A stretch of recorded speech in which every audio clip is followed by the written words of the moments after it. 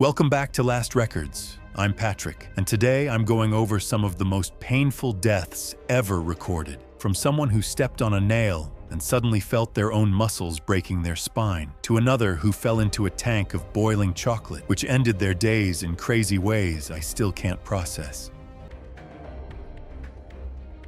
He called his daughter from the hospital bed and sounded fine, tired, but fine. Made a joke about the food, asked about her math test, told her he'd be home in a few days. That phone call is where most people would assume this story ends. It doesn't end there. Every day at lunch, same time, Eziel Cardona called his daughter. Maricela was only 14. She'd told her mom that if her dad didn't call by 12:15, something was wrong. 9 months straight, he hadn't missed a single call. That was pretty much his thing. Eziel was 47. He'd spent 15 years running a warehouse in Phoenix before the divorce, relocated to central New Mexico to be near his kids, and took a construction labor job with a local contractor. Less money, zero seniority, less experience than anyone else on the crew. He was the oldest guy on site doing the most junior work. And no matter how you look at it, it didn't make sense. But the site was 10 minutes from Maricela's school, and that was the whole reason he took it. April 2nd, 2017. A residential foundation pour, single-family home on the edge of town, temporary scaffolding along the perimeter for finishing work, rented and assembled on site by the crew themselves. The investigation later found it was improperly braced at several points. Nobody on the crew had formal training in scaffold assembly. Below the platform, rebar stakes stuck up from the grid, about 3 feet tall, not one capped on any of them. It's not a suggestion, it's code, and it exists specifically to prevent what happened next. I've said it before on this channel, but the cheapest fixes are always the ones nobody does. Eziel was on the scaffolding about 7 feet up when a plank shifted under him. He reached for the guardrail and it gave way. He fell backward into the foundation. A single rebar stake went through his lower left abdomen. He landed on the slab with the bar through him, responsive. A co-worker about 20 feet away said Eziel looked down at the bar, looked up at the foreman, and said something the guy couldn't quite make out from that distance. Paramedics stabilized the bar and transported him. Surgeons removed it and repaired the abdominal wall and large intestine. Surgery went well. Stable in recovery, talking, alert. This is where I thought it was all over too. Had a bad fall, but surgery went well, and he was home in a week, but just keep watching. That was the phone call from the opening, the one that sounded totally ordinary. The next 3 days are what this story is actually about. The bar had punched through his large intestine. Despite the repair, gut bacteria had already seeded into the peritoneal cavity. Within 48 hours, peritonitis set in, and once it starts, it spreads across every organ surface with no natural stopping point. His pain blew past everything they were giving him and kept climbing. There's no comfortable position with peritonitis, nowhere to put your body where it hurts less. Surgeons basically say it's one of the worst things a conscious person can feel. Your whole abdomen just becomes this one massive source of pain that doesn't level off. It just keeps getting worse. By day 2, his vitals were tanking. Surgeons went back in for an emergency washout. It wasn't enough. His body went into septic shock. 3 days from jokes about hospital food to septic shock. I read that timeline 3 times because my brain kept trying to make it longer than it actually was. He died on the 3rd day after surgery. Septic shock from the infection that spread through his abdomen after the intestine was punctured. The rebar didn't kill him. The bacteria that got in through the hole it made did slowly, over 3 days, and the pain never once went down.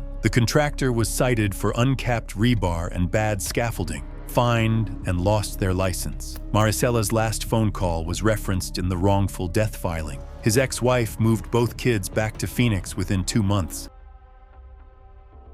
It was September 18th, 2014, and flat, dry scrubland stretched in every direction from a cluster of temporary trailers and pipe racks at a remote oil field site in West Texas, where the hum of generators and the smell of diesel filled the air beneath a white, cloudless sky. Harlan Shive was 38 years old and had worked as an industrial radiography technician for 9 years, inspecting pipeline welds using a device containing a small but powerful radioactive source, an Iridium-192 capsule, roughly the size of a pencil eraser. The capsule was extended from its shielded container during inspections and retracted afterward. Proper retraction required visual confirmation and a reading from a handheld radiation survey meter. Harlan was on day 6 of a 7-day rotation. Site workers later described him as visibly worn down, moving slower, eating less, shorter with his responses. He had been averaging 18-hour days to meet a compressed inspection schedule. He kept a paper countdown taped to the dash of the crew truck, days remaining on rotation.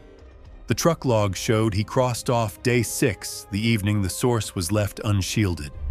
1 day left, and I think that's the thing that makes this whole story so much worse.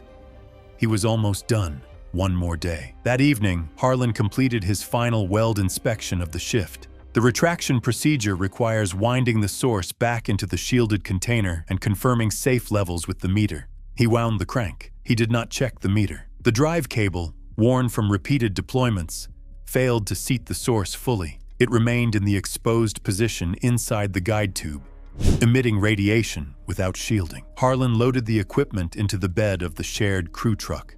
Over the following 3 days, he and 2 co-workers who regularly rode in the same vehicle, Clell Dunaway, 44, a roughneck, and Tomas Buentello, 31, a site driver, accumulated radiation doses far beyond survivable limits.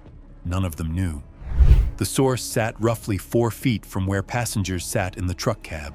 Symptoms appeared gradually. On the first day, Harlan felt nauseous during the drive between well sites. He blamed the heat. Clell mentioned a headache. Tomas felt fine. By the second day, Harlan's forearms were red and sore. Clell's hands were swollen. Tomas had a metallic taste he couldn't explain. By the third day, Harlan was vomiting between inspections. Clell's hands were blistering.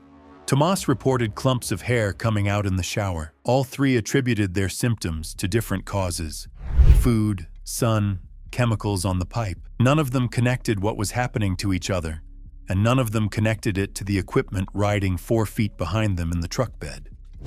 A radiation safety officer conducting a routine site audit 4 days after the failed retraction detected elevated readings near the truck from over 50 feet away. The source was identified and secured within minutes. All 3 workers were hospitalized immediately. Dosimetry reconstruction estimated that Harlan and Clell had each received whole-body doses well above the lethal threshold, with Tomas slightly lower due to less time in the vehicle. According to medical records, Harlan died roughly 3 weeks after the exposure. Clell followed days later. Tomas, who had spent slightly less time in the truck, survived approximately 6 weeks. The medical examiner determined the cause of death in all 3 cases to be acute radiation syndrome, progressive destruction of bone marrow, gastrointestinal lining, and organ tissue from sustained exposure to an unshielded gamma radiation source. The examiner's notes described the progression in clinical terms, but what it comes down to is this: their bodies broke down from the inside out, one system at a time, over the course of weeks. And by the time anyone identified the source, there was nothing medicine could do except manage the pain. The radiography contractor's license was permanently revoked. Federal regulators issued an industry-wide safety bulletin mandating post-exposure meter verification. Criminal charges were filed against the contracting company. Harlan's paper countdown was photographed and entered into the investigation file. The truck was decontaminated and scrapped. The site was cleared and abandoned within 6 months. Setup days at competition venues are unglamorous in the best way. No crowd, no athletes, just a crew moving heavy equipment around an empty floor, trying to get everything ready before anyone shows up. The regional qualifier at a sports complex just outside Portland was scheduled for October 10th, 2017. Crew had been on site since 7 a.m. the day before, configuring the floor, positioning apparatus, running checks, just work. The kind of day where nothing feels like it needs a second thought. Jorvik Maufa had been doing this for 14 years, 42 facility equipment technician, specialized in rigging and tensioning systems. At that point, I think I'd trust him over almost anyone. Colleagues called him the guy who double-checked everything. That morning, he was on the high bar, last piece of apparatus to be finalized, running the final tension calibration on the cable system. Two other crew members were working on the floor exercise boundary markers about 40 feet away, heads down. Competition high bar cables are steel wire rope under serious tension, rated well beyond normal load requirements. What most people don't know is that metal fatigue at anchor points builds invisibly. It builds up right where the cable bends into the fitting, which is where the pressure is always highest. There's no way to see it coming, no way to feel or hear it building. It just keeps accumulating until one moment finally pushes it past the breaking point. The left rear stabilizing cable on this particular unit had been in service roughly 3 years past its recommended replacement interval. That's a long time to leave something like that in place. Jorvik was crouched over the left floor anchor plate, checking the fitting under load the same way he'd done dozens of times on this exact model when the cable snapped. There was no warning and no sound before it happened. The fracture at the fitting gave way all at once, releasing everything stored in that cable in a single instant, the free end snapping upward and sideways in a fast, uncontrolled arc. Jorvik was right in its path. It caught him across the left side of his neck and face, cutting deep into the tissue and tearing across his face. Both crew members heard the snap from 40 feet away and looked up. Jorvik was still standing, hand moving to his neck, still on his feet. They started moving toward him immediately. He stayed upright for somewhere between 60 and 90 seconds, long enough for them to cover most of that distance, and appeared to be trying to apply pressure to his own neck. He went down just before they reached him. They got to him within seconds. Both applied manual pressure immediately. Blood loss was already severe. Damage was deep enough that manual compression alone was never going to control it.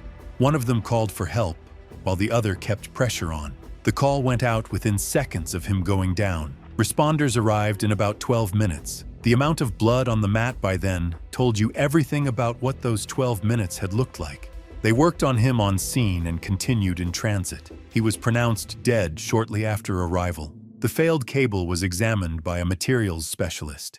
Fracture at the anchor fitting, consistent with metal fatigue from extended use. Approximately 3 years past its recommended replacement interval. Both crew members gave statements confirming there was no visible or audible indication of cable distress before it failed.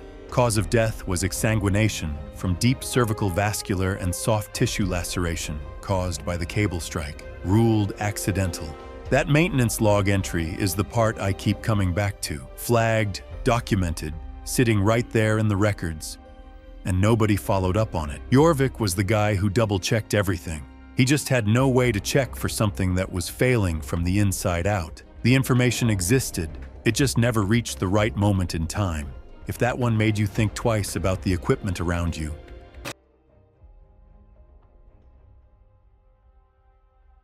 It was February 18th, 2013, and a shift changeover was underway at a seafood processing plant in a small coastal town in Alaska, where the blast freezer units along the back wall held product at roughly -40 degrees. Dagmara Červík was 38 years old, originally from Slovakia, had lived in the US for 9 years, single mother, with one son, age 11. She worked the processing line 5 days a week. She texted her son every single day at 3:15 when his school bus dropped him off, like without fail, every day. And her phone records showed the pattern going back as far as they could pull. On the day of the incident, the 3:15 text was never sent. Her son later told investigators he sat by the door for an hour waiting before his aunt came to get him. He didn't know what had happened yet. He just knew the text didn't come. That missing text is the detail that broke me during research. Because a kid sitting by a door waiting for a message that isn't coming is the quietest version of the worst thing I've ever had to write about. That afternoon, the conveyor line inside the blast freezer jammed. Product was backing up on the processing side. Dagmara entered the freezer to clear it. The door sealed behind her. The interior release latch, which had been reported broken 3 weeks earlier by another employee, did not engage. The repair order had been filed and acknowledged 3 weeks earlier, and nobody came to fix it. The temperature inside was roughly -40, cold enough that exposed skin can freeze within minutes, and fine motor control deteriorates rapidly. Investigators later estimated severe cold incapacitation likely began within the first 20 minutes. She was wearing her standard processing uniform, a thin polyester smock and rubber gloves, not cold weather gear, because the typical freezer entry lasted less than 5 minutes, and nobody suited up for that. It was shift changeover. The outgoing crew assumed the incoming crew would account for her. The incoming crew saw her station empty and assumed she had already clocked out. There was no head count at changeover, and no system for confirming every worker was accounted for. Over 2 hours passed before anyone realized she wasn't accounted for. A supervisor checked the freezer and found her against the door. She was unresponsive. Emergency responders were called, but she was pronounced dead at the scene. I want to be clear about the timeline because it matters. She entered that freezer at roughly 2:40 in the afternoon. The 3:15 text to her son never went out, and she wasn't found until after 5. Over 2 hours in -40 with nothing but a processing uniform. The medical examiner determined the cause of death to be severe hypothermia. Safety investigators found the repair order for the broken latch in the facility's maintenance system. Filed 3 weeks prior, acknowledged by management, never completed. The plant was cited for multiple safety violations. A criminal negligence review was opened because management knew about the latch and just never got around to fixing it. Her son moved in with her sister after the funeral. It was July 22, 2013. A zoo in southern Florida, mid-afternoon, 94 degrees Fahrenheit, and humid enough that the air felt thick just standing still. The saltwater crocodile exhibit was an outdoor enclosure, a large open-air lagoon roughly 80 feet long and 40 feet wide, bordered on the visitor side by an elevated wooden boardwalk sitting about 9 feet above the water. Jolene Velenthan was 29, originally from the Dallas area, in Florida on a solo trip. She'd quit her job a few months earlier and was traveling, which meant she had her phone out constantly, photographing everything. She had a good eye for composition and had been leaning over railings and climbing on benches throughout the zoo all day to get better angles. Not reckless in an obvious way. She wasn't drunk or showing off for anyone. She just had a very high tolerance for physical risk when a good shot was involved. Saltwater crocodiles are the largest living reptiles on Earth. The 2 residents here were both adult males, one at approximately 14 feet and around 1,100 pounds, the other at 12 feet and roughly 880 pounds. Ambush predators, capable of staying almost completely motionless at or just below the water surface for long stretches. And here's the thing about saltwater crocodiles near a water boundary. You usually don't see them move until they already have you. The death roll alone can dislocate joints and tear limbs in seconds. Posted at the boardwalk entrance and at 2 points along the railing were signs. Do not climb or sit on railing. Do not lean over railing. Do not throw objects into enclosure. Jolene had walked past all 3 of them. She'd been on the boardwalk about 10 minutes when she climbed up and sat on the upper railing, legs dangling over the enclosure side, phone out, leaning forward to get a downward angle on the water. A staff member saw her and told her to get down. She got down. Within 2 minutes, she was back up. The same staff member, still within sight at the far end of the boardwalk, called out to her again, louder this time. She shifted her weight forward to get the angle she wanted and went over head first. The fall was about 9 feet. She surfaced within a few seconds, disoriented but conscious. People on the boardwalk already screaming. The larger crocodile had been motionless near the far bank. It didn't move the instant she hit the water.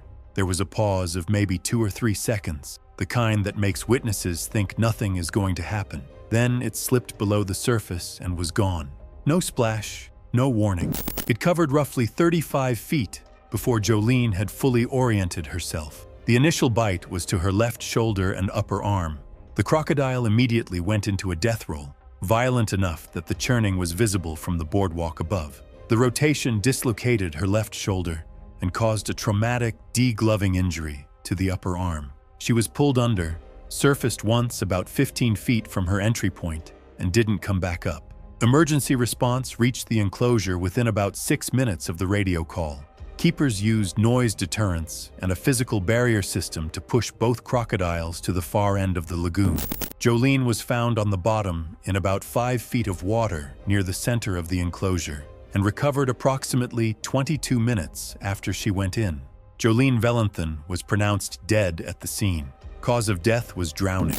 The shoulder and arm injuries were severe: dislocated shoulder, significant soft tissue loss to the upper arm, partial degloving of the forearm, but they weren't what killed her. They put her underwater and kept her there. She'd been submerged an estimated 15 to 18 minutes by the time she was recovered, with blunt force trauma to the head from the entry impact, documented as a contributing factor. Both staff warnings were confirmed by witness statements and partial boardwalk camera footage. Railing height was found compliant with applicable standards. Ruled an accident, no charges filed. Her phone was recovered from the lagoon floor during the recovery operation. There was a routine that Theron Gavelka did for every new hire at the chemical blending facility, where he worked outside Newark, New Jersey. The crew called it the show. He'd wipe a benchtop spill with his bare hand, sniff a container from inches away, tap a pressure gauge with his knuckle, all while explaining what they should never do. It was pure theater. Everyone on the floor knew it. And unsurprisingly, the new hires always looked terrified, and the veterans just rolled their eyes. He ran through the whole thing the morning of October 6, 2014, for a trainee who'd started that week, less than an hour before the transfer that killed him. Theron was 43 and had been handling chemicals for 20 years, 11 at that facility. Transfers, dilutions, repackaging, all of it including hydrofluoric acid, 20 years with this stuff. He wasn't new to it, which is kind of the whole problem. The task that morning was a standard drum-to-drum HF transfer. Protocol called for acid-resistant gloves, face shield, and a chemical apron. He wore the apron and shield but skipped the gloves because a sticky gasket on the fitting needed bare hand dexterity to seat properly. A small amount of concentrated HF splashed onto his left forearm during the connection, maybe the size of his palm. He wiped it off with a shop rag, rinsed at the eye wash station for about 30 seconds, and went right back to the transfer, which at that point might have had no pain at all. The skin might have been a little red, but honestly, nothing that looked like a real burn. He mentioned it to a coworker half an hour later, like it was nothing. And if you saw this happen, you wouldn't panic either. A little redness from a small splash, rinsed off within 30 seconds. There was genuinely nothing about that moment that looked like the beginning of a 30-hour death. Less than an hour before the splash, he was bare-handing a wipe down for the new kid's benefit. That detail broke something in me because the exact habit that made him casual about skin contact was still fresh in his muscle memory when it happened. About 2 hours later, Theron told his supervisor his forearm ached, not a surface burn, something deeper like a bone bruise. Within another hour, it was bad, like really bad. A sort of burning sensation coming from inside the arm, radiating outward. He told the shift nurse it felt like the bone was being crushed from the inside out. The facility called poison control and got him to a hospital. Here's what I didn't understand about HF until I dug into this case. It doesn't destroy skin on contact the way other acids do. It passes straight through, silently, reaches the bone, and starts binding to calcium. By the time the pain shows up, the fluoride ions are already deep inside, and there's really no viable procedure that pulls them back out. That's the part that makes HF different from basically every other chemical in that building. The hospital started calcium gluconate and IV calcium to fight the fluoride stripping calcium from his blood, levels already dropping. Pain unresponsive to standard painkillers, so they moved to opioids. The fluoride was eating through his calcium faster than the IV could put it back, and every nerve connected to that bone was firing non-stop. No ceiling, no off switch. That line in the toxicology report is the one I had to put down and come back to the next day. Over the next several hours, his forearm swelled and his heart rhythm went erratic as calcium depletion reached his cardiac muscle. The team tried pumping calcium solution directly into the arteries of the affected arm. His pain never dropped below the maximum on any assessment, not even once. Roughly 30 hours after a splash he wiped off with a rag, his heart went into an arrhythmia resuscitation couldn't fix. His heart stopped because his body ran out of calcium. That was the official cause. The fluoride got into his bones, leaked into his blood, and drained the one thing his heart needed to keep a steady rhythm. The facility was cited for PPE violations. Theron's training performances were entered as evidence of normalized, unsafe handling. An industry-wide HF safety bulletin followed. It was June 3, 2018, and a backhoe sat idling behind a split-level home on a quiet cul-de-sac in suburban Georgia, where a dumpster in the driveway and fresh orange clay piled on the lawn marked the second day of a residential drainage job. Marlo Kettering was 41 years old and had been a licensed plumber running his own small crew in the area for 16 years. He worked almost exclusively on residential drainage and sewer jobs, the kind that required trenches anywhere from 4 to 10 feet deep. His apprentice, a 22-year-old named Boyd, later told investigators Marlo kept a mini photo album in his truck of completed jobs, pipes, fittings, and finished trenches shot from above like trophies. He showed it to every new client as proof of his craftsmanship. The job required a trench roughly 8 feet deep to connect a new drainage line. Trench safety regulations require protective systems, shoring, trench boxes, or sloped walls for any excavation deeper than 5 feet. Marlo had never used them. Boyd later said it wasn't something they discussed. Marlo treated stable-looking clay walls as sufficient and had never had a collapse in 16 years. That morning, Marlo was standing in the trench at full depth, fitting a section of pipe near the base. Boyd was above ground, cutting the next section. The clay walls on either side were vertical and unsupported. The south wall failed without warning.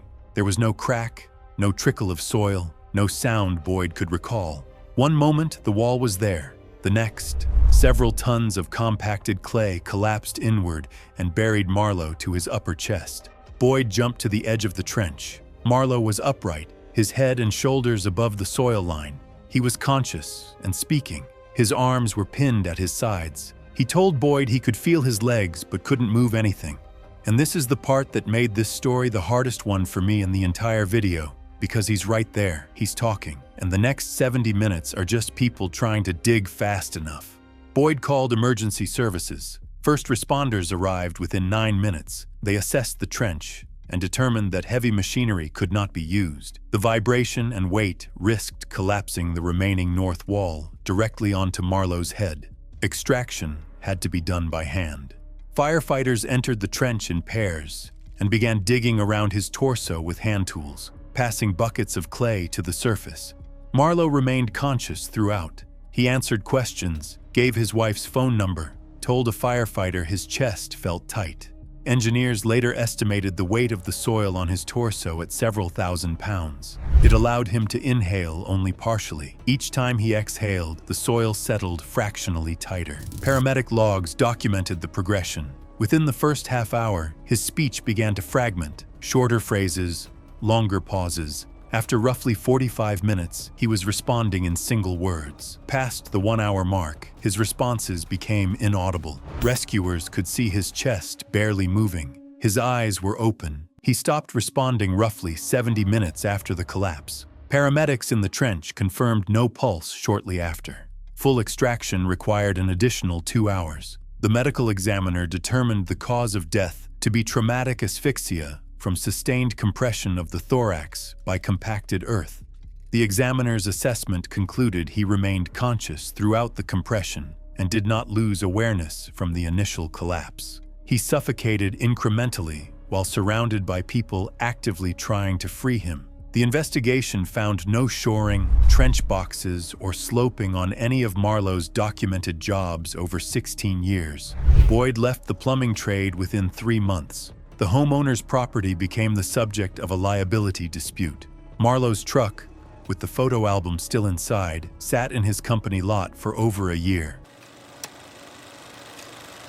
Post-meet cleanup just happens at the end of every gymnastics event without anyone really thinking about it. Competition wraps, families filter out, and a small crew of staff and volunteers spreads across the floor to break everything down. Nobody's watching.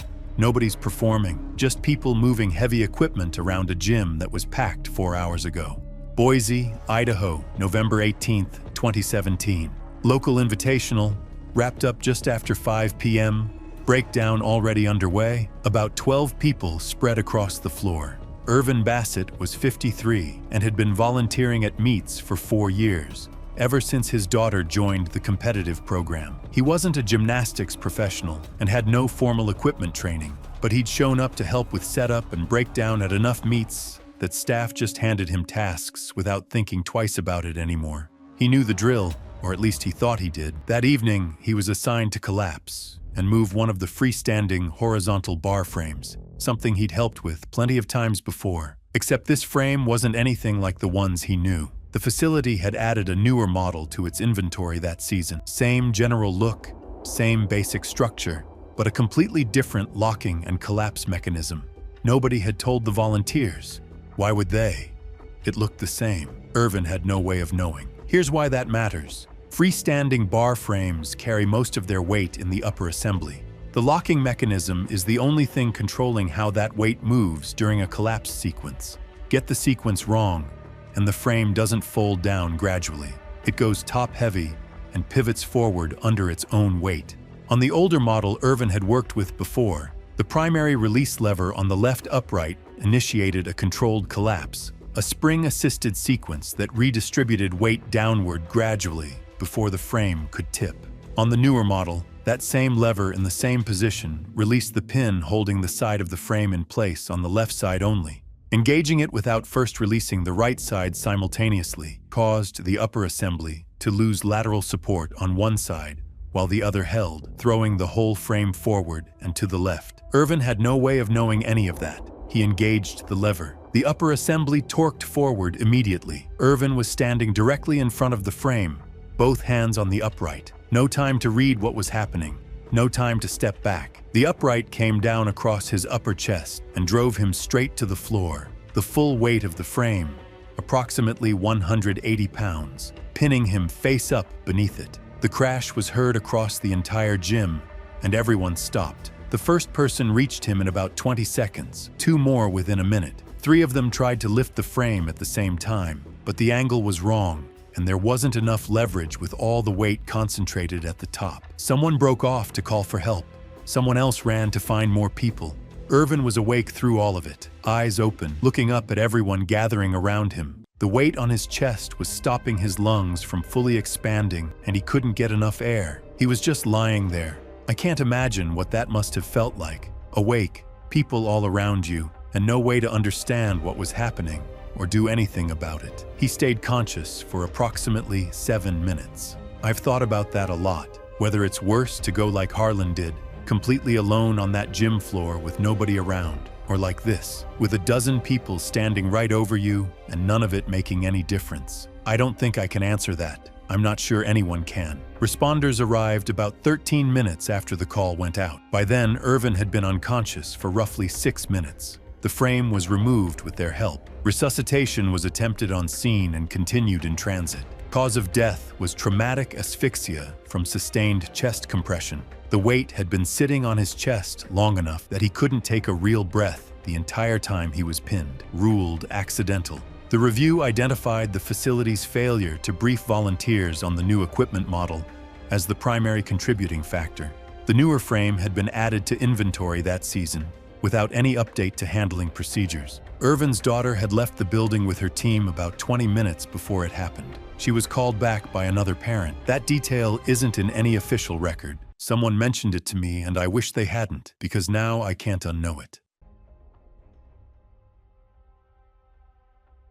It was November 15th, 2018, and the production floor of a tire component factory in a small city in Tennessee was running a Saturday overtime shift, where the rubber calendar machines lined one wall of the building, and the smell of heated rubber compound filled the space from floor to ceiling. Ilinka Petrachi was 33 years old, originally from Romania, had lived in the US for 6 years, divorced, 1 child in elementary school. She normally worked a different line, but had volunteered for the Saturday overtime. She was saving for a car and kept a folded envelope in her back pocket with a printout of a used car listing she had been watching online for 3 weeks. Her co-worker later told investigators Ilinka checked the listing on her phone during every break. The car was a silver sedan with about 60,000 miles, and the price had dropped twice already, and she was basically just waiting for it to drop one more time. That envelope is what stayed with me, because it means every extra shift and every overtime hour was pointed at one specific thing, and she was covering someone else's machine to get there faster. The calendar machine she was operating that day used two massive heated steel rollers, each roughly 3 feet in diameter and heated to over 200 degrees Fahrenheit, turning at a set speed to press rubber compound into flat sheets. The gap between the rollers, the nip point, is where the rubber gets compressed, and anything else that gets pulled in. She knew the machine, but not its specific tendencies on that line, the way a regular operator would know which spots jammed and how the rubber pulled at different temperatures. Roughly 4 hours into the shift, a strip of rubber compound jammed between the rollers. She reached in to pull it free while the rollers were still turning, which is something the regular operators on that line also did, because stopping and restarting the calendar took almost 20 minutes, and nobody wanted to lose that time. Her glove caught the roller surface, then her hand, then her arm. The machine pulled with a force that no human grip could resist, steady and mechanical and completely indifferent. 3 co-workers hit the emergency stop within seconds of each other. A reverse bar beneath the rollers was never activated, and investigators concluded nearby workers either couldn't reach it or weren't trained to use it. But the roller's mass meant they didn't stop instantly. The machine continued rotating briefly after the emergency stop due to roller inertia. Engineers who reviewed it later estimated several inches of additional travel before the rollers fully stopped. That doesn't sound like much until you understand what's between them. I'm not going to describe what the investigators documented at the nip point, because I think you understand what 2 heated steel rollers do to a human arm, and the medical examiner's report is specific enough. She was conscious when co-workers reached her. Paramedics arrived within minutes and transported her to a trauma center. She arrived in critical condition, with catastrophic crush injuries and massive blood loss. She died during surgery. The medical examiner determined the cause of death to be hemorrhagic shock and catastrophic crush trauma sustained at an industrial roller nip point. Compliance officers cited the factory for failure to implement lockout procedures during jam clearing. The factory had a written policy about stopping the machine before clearing jams, but basically nobody followed it because it cost too much production time, and everyone on that floor knew it. The car listing envelope was returned to her family with her personal effects. It was March 14th, 2016. A mid-sized zoo in northern Ohio, Sunday morning, gray sky, packed crowd. The gorilla viewing hall was one of the main draws, a long corridor of floor-to-ceiling reinforced glass panels looking into a habitat roughly 40 feet wide and 25 feet deep. Jesper Munn was 34, ran HVAC service calls out of a small company outside Cleveland. On his feet all day, dealing with people, the kind of guy who fills a room without trying. He'd come out that Sunday with his girlfriend and her 2 younger siblings. No real plan, just something to do. He'd had a few drinks before they arrived, not falling over, but at 0.09 his judgment was softer than he probably realized, louder than usual, less likely to pump the brakes on anything. The silverback in this enclosure was 27 years old, somewhere between 380 and 400 pounds. Western lowland gorillas aren't aggressive by default, but they're territorial, and they respond to specific things. Sustained eye contact, loud noise aimed at them, repeated impact on their enclosure. When one decides something is a threat, it doesn't ease into it. There's a display, and then there's a charge, and the window between those two things is a lot shorter than most people expect. The glass panels in a gorilla exhibit are built to absorb impact, but the frame seals holding them in place have limits. Not a design flaw, just physics. Jesper's group reached the gorilla hall around 10:40. The silverback was near the center of the habitat, seated, facing the glass. Jesper knocked on the glass once and the animal looked up, which was apparently all the encouragement he needed. He knocked again harder. His girlfriend grabbed his arm, and he shrugged her off without even looking at her. There were 2 warning signs within 2 feet of where he was standing. One mounted on the wall, one affixed directly to the glass panel. Both said the same thing: do not tap, knock, or strike the glass. Do not make sustained eye contact. Do not make loud noises directed at the animals. He was looking right at them. A keeper working the hall walked over and told him to stop. He nodded, seemed fine. She watched him for about 30 seconds and moved on. The moment she turned the corner, he started again, except this time it wasn't knocking. Open palm, flat and hard, slapping directly on the glass. Other visitors around him started backing up.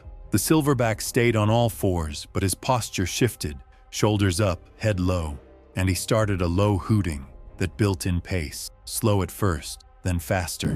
A second keeper near the exit, roughly 35 feet away, saw the body language shift and started moving toward Jesper, calling out to him to step back. He slapped the glass twice more and let out a loud shout directly at the animal. Not words, just noise. The silverback charged. That distance, center of the habitat to the glass, gone in under 2 seconds. The first impact displaced the panel. The lower left corner separated from the frame seal. The bottom pushed outward about 14 inches. Then a vertical crack ran up through it. A second impact within roughly 1 second finished it. The lower half gave way. Jesper was standing about 18 inches from the glass. The displacement caught him across the lower chest and threw him backward about 6 feet onto the corridor floor. The opening was roughly 4 feet high, enough for the silverback to push partially through and reach him where he landed. What followed lasted less than 30 seconds. Multiple strikes to the upper torso and head, open-handed, and at least one closed fist. One blow to the left side of his skull, another across his chest. He didn't get up after the second hit. Staff used compressed air horns to drive the silverback back into the habitat within about 90 seconds. Paramedics arrived roughly 11 minutes after the call. Jesper was still alive. He lost consciousness in the ambulance and never came back. He was pronounced dead about 2 hours later. Fractured sternum, 4 broken ribs on the left side, collapsed left lung, traumatic brain injury from the impact to his left temple, internal bleeding in the chest cavity. The medical examiner noted any one of those was individually survivable with fast intervention. Together they weren't. Security footage from 3 cameras caught everything. Toxicology came back at 0.09. The investigation found the frame seal system had been flagged in an internal inspection 2 years prior and never upgraded. The zoo was cited for deferred maintenance. No criminal charges were filed. Ruled an accident with contributing negligence on both sides. The silverback was not euthanized. Jesper's girlfriend told investigators she'd asked him to stop 3 times before the keeper ever got involved. That part didn't make it into the official summary. It was in the raw interview transcript. The list was still on the refrigerator when investigators came through the house. Handwritten, held up by a magnet shaped like a goat, titled, "Not Worth a Doctor Visit." 17 entries in her handwriting. A bee sting, a bruised shin, a deep splinter, a pan burn. Her daughter Adele took a photo of it for the file. Orleen Gasson was 58 and had spent 29 years teaching middle school science before retiring to run a goat farm on 12 acres outside Murfreesboro, Tennessee. She ran the whole thing herself. She had 34 goats, a vegetable garden, and a roadside stand on Saturdays. Adele drove up from Nashville twice a month. Orleen apparently hadn't seen a doctor for anything beyond a basic physical in years. That just wasn't who she was. November 3rd, 2015. She was cleaning a pen in the barn and stepped on a nail sticking out of a rotted board. It went through her boot and into the bottom of her left foot. She went inside, cleaned it with hydrogen peroxide, wrapped it in gauze, and walked back out to finish her morning chores. Entry number 18, written on the list below the pan burn from October. A nail in the foot, right under a pan burn. She hadn't had a tetanus booster in over 15 years. 15 years. This story made me check my own vaccine record after this one. And honestly, you should too. 17 entries above it, where she was right. The 18th killed her, and her daughter photographed the proof. About 8 days later, her jaw felt stiff at breakfast, a tightness she couldn't stretch out. She told Adele on the phone that evening she figured it was just teeth grinding in her sleep. By the next morning, she could barely open her mouth. Drove herself to urgent care, which honestly, for a woman who keeps that kind of list on her fridge, is the most predictable thing ever. The doctor recognized it immediately and got her admitted. Tetanus, from Clostridium tetani bacteria that got in through the puncture wound and spent the past week multiplying. The toxin it produces locks onto nerve endings and forces muscles to contract. You can't override it with willpower, not even with medication, not with anything. Once it starts in the jaw, it just keeps moving down through the rest of the body. Within 2 days, the spasms had spread to her neck, back, abdomen, arms, and legs. Tetanus spasms aren't cramped, trust me. They're full-body convulsions where opposing muscles fire at the same time with enough force to fracture the patient's own bones. Orleans medical records noted 2 vertebral compression fractures caused purely by the spasms. Her own muscles broke her own spine. She was conscious through all of it. The spasms came in waves triggered by sound, light, touch, or sometimes nothing at all. There's no predicting when the next one hits. The waiting between waves is what got to me. Knowing another one is coming, but not when, is one of the worst situations you could ever be in. Maximum dose antitoxin, sedatives, and muscle relaxants slowed the episodes, but couldn't stop them. Between waves, her body stayed locked up, back arched, arms pulled in, jaw clamped shut. Basically, her own body turning on itself while she's fully awake and can't do a thing about it. That's tetanus in simple terms. Her muscles snapped her own vertebrae, and she was conscious the entire time. Out of fear of even slightly demeaning what she went through, I still haven't found the right words for that. On the 5th day, a sustained spasm locked her diaphragm and intercostal muscles. She stopped breathing. 12 days, a nail in a barn floor to respiratory failure. That's the distance between entry 17 and entry 18 on that list. The arrest caused brain damage from oxygen deprivation. She died the following morning, roughly 12 days after stepping on the nail. Official cause was respiratory failure from tetanus. The spasms had fractured her vertebrae, and the breathing arrest caused brain damage on top of everything else. The county health department put out an advisory about tetanus shots, aimed at people in rural areas and farm workers. Adele closed the farm within the year. The goats went to a neighbor. The photo of the fridge list ended up in regional health department materials. 17 entries where she was right, 1 where she wasn't. It was August 14th, 2016, and late summer heat pressed down on a row of corrugated steel grain bins standing in the still air of a family-owned storage operation in central Iowa, where dust hung motionless above the gravel yard, and the only sound was the low hum of a drying fan cycling through the nearest structure. Colt Eversman was 19 years old and had graduated high school in the same town 3 months earlier. This was his first full-time job, hired by the owner, a neighbor he had known since childhood, to help run the summer storage season. He earned $11 an hour. His mother later told investigators that Colt treated the job like an audition, showing up early every shift and asking for extra tasks. He had bought a brand new tool belt with his first paycheck and wore it every day, even on shifts that didn't require tools. He had it on the morning he went into the bin. The bin held roughly 30,000 bushels of stored corn.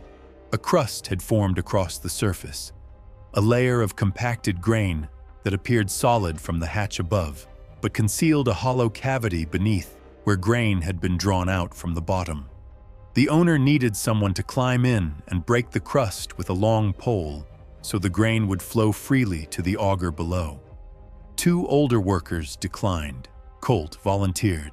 There was no confined space entry protocol, no harness, no safety line, no standby attendant below. Colt climbed through the upper hatch and stepped onto the crusted surface. He took 3 steps toward the center of the bin. On the 4th, the crust gave way beneath him. His legs dropped through into the cavity below, and grain poured inward from every direction, filling the space around his body. He sank to his waist within seconds. And this is where I need you to pay attention, because what makes this one so terrible isn't the speed.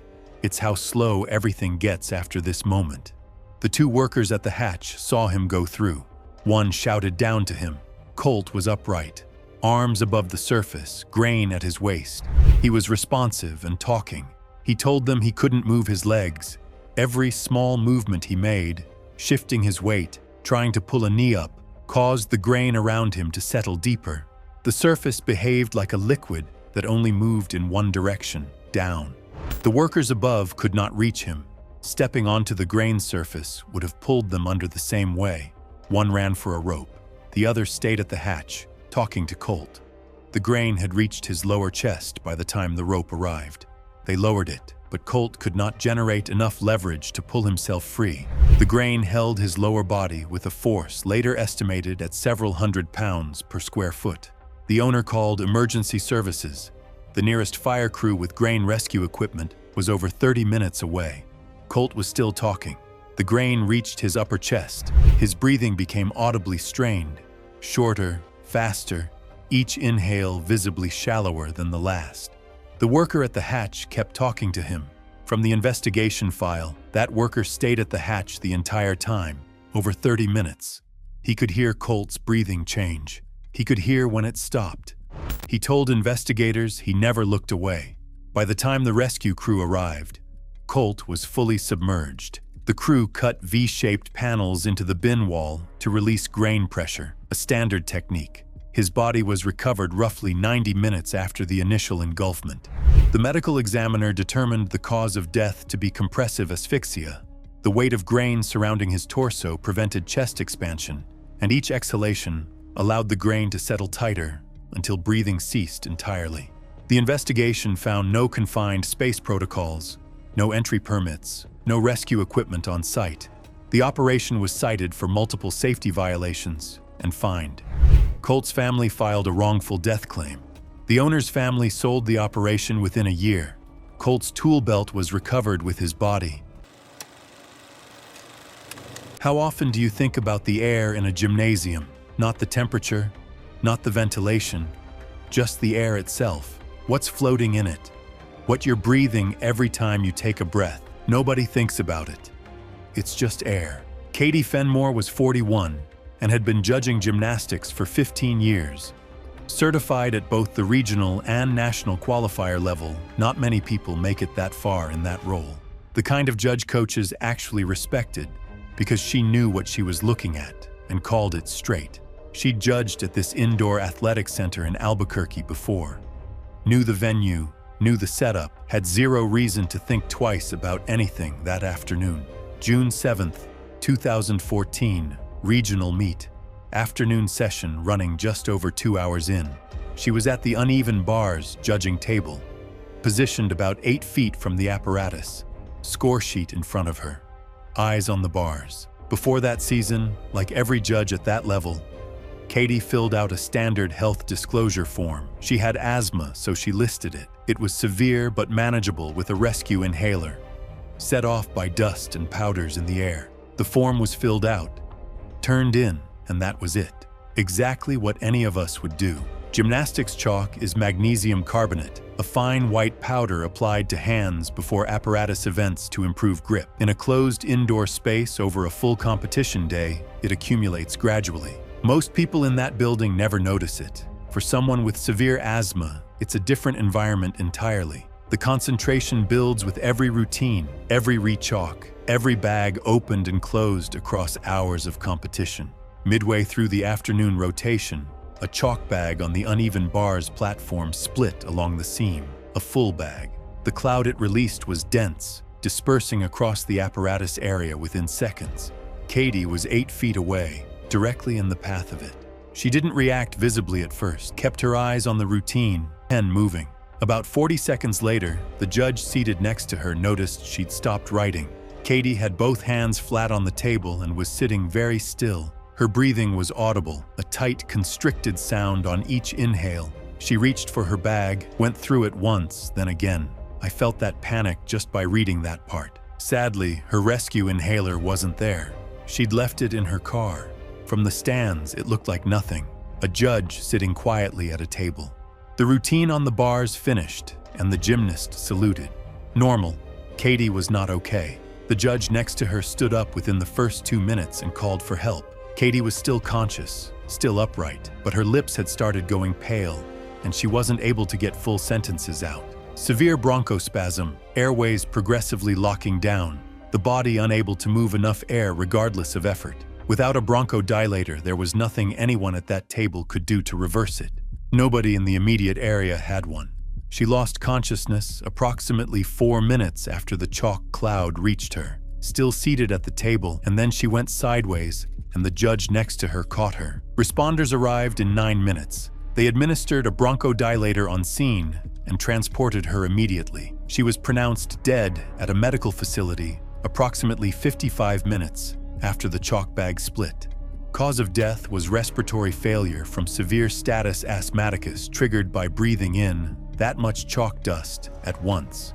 The absence of her rescue inhaler and the delay before any bronchodilator was available on scene meant the attack progressed without intervention during the critical window. Ruled accidental. The health disclosure form was located in the filing system during the review. It had never been read after submission. The venue updated its intake process afterward.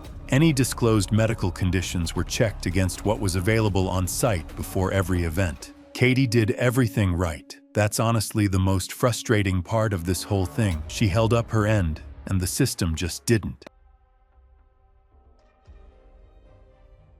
It was January 11th, 2016, and the production floor of a chocolate manufacturing plant in rural Georgia smelled overwhelmingly sweet, where a row of open tempering tanks held liquid chocolate at roughly 120 degrees along an elevated walkway above the mixing line. Slow-moving agitator paddles beneath the surface kept the chocolate circulating in each tank. Winston Dabney was 22 years old, from a small town nearby, single, still in his first 6 months at the plant. It was his first real factory job out of community college, and he was still in his probationary period, which meant his review was coming up in about 2 weeks. And a co-worker later said Winston had been picking up every task he could, volunteering for stuff that wasn't even his job, trying to make sure nobody had a reason to let him go.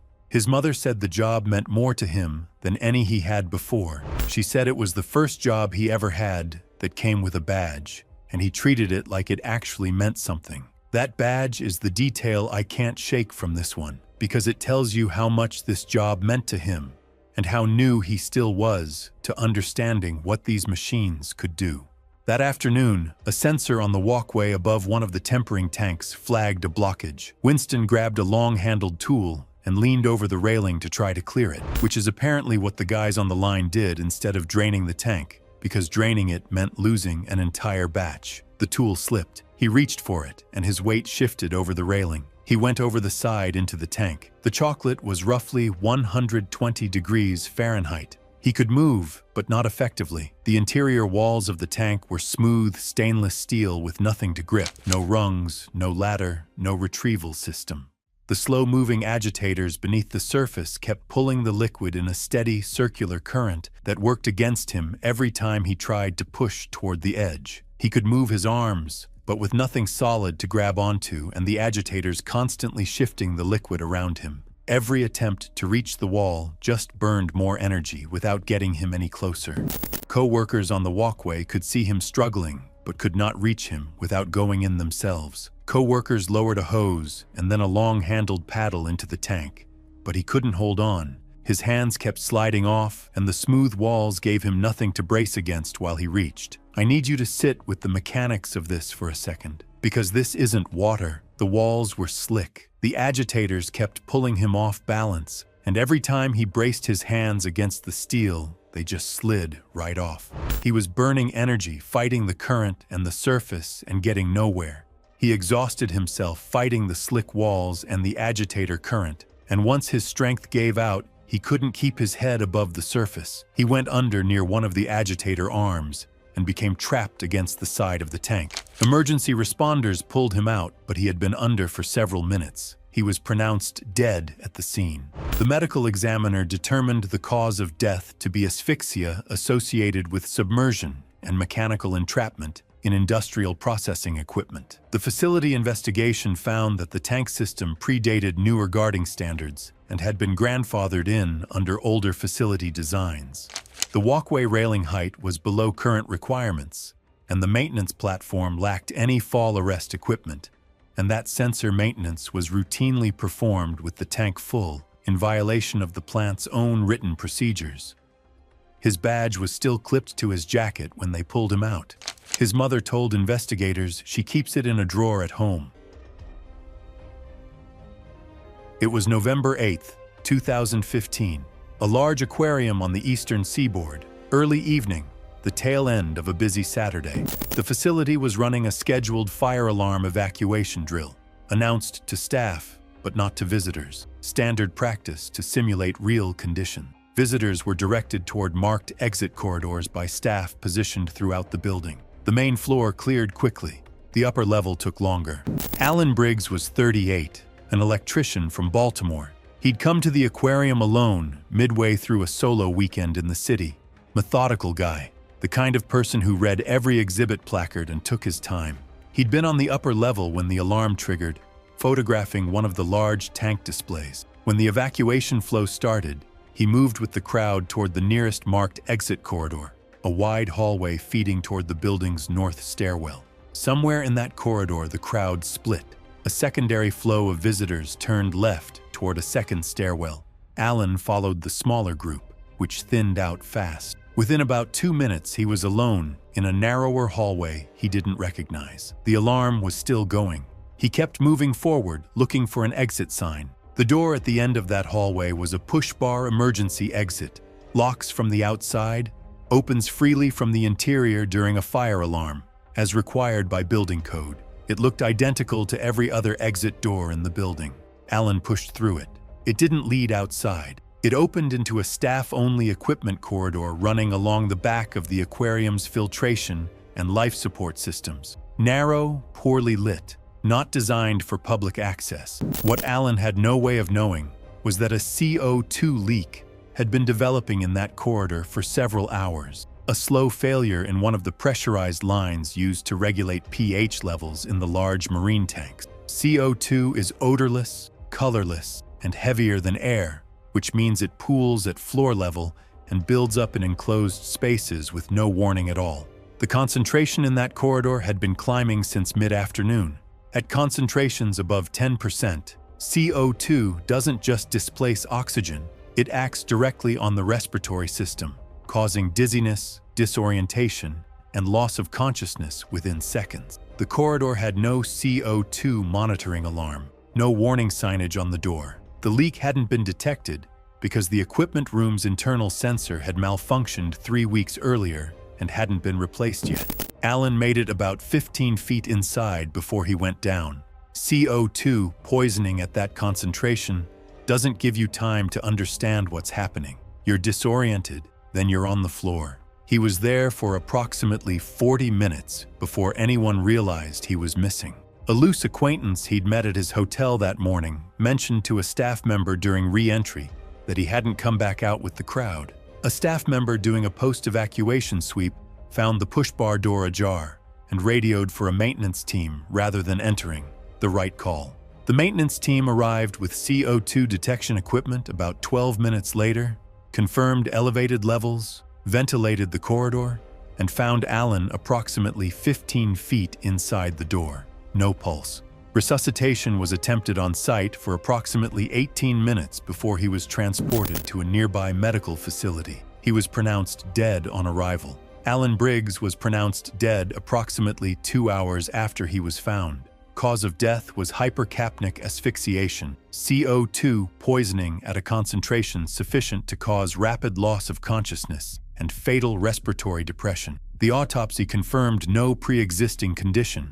Time of death was estimated at within 5 minutes of entering the corridor. The investigation identified 3 institutional failures: a CO2 sensor that had been malfunctioning for 3 weeks without replacement, no warning signage on the corridor door, and the push-bar door's accessibility from the public hallway during an evacuation. The corroded fitting on the CO2 line had not been caught in the last scheduled maintenance inspection. The facility was cited for multiple safety violations. No criminal charges were filed. Civil proceedings were initiated by Alan's family and settled out of court.